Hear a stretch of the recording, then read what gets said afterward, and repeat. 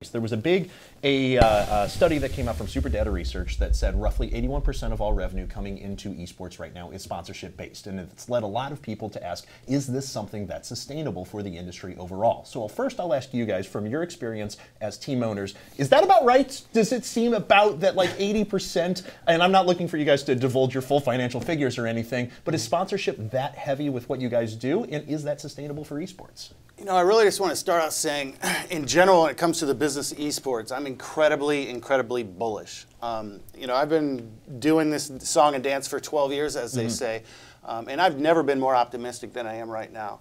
To answer your question more specifically, when it comes to kind of the mix of sponsorship versus other forms of revenue, I mean, that answer is going to be a little bit different for each organization. But I'm bullish on both sides. I'm bullish on the traditional sponsorship numbers that we're seeing, the new interest that's really coming off of Madison Avenue, companies that we're talking to that we couldn't even get our foot in the door just a couple of years ago.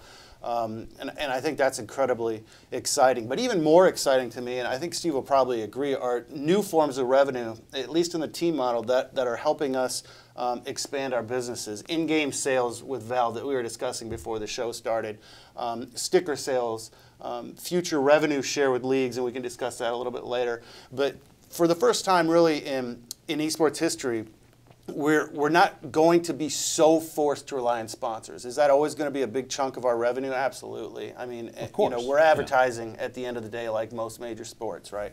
But once you start going out into merchandising, revenue share, in-game digital sales, and other things, and start to spiderweb, that's when you get longevity in business, and that's what really excites me.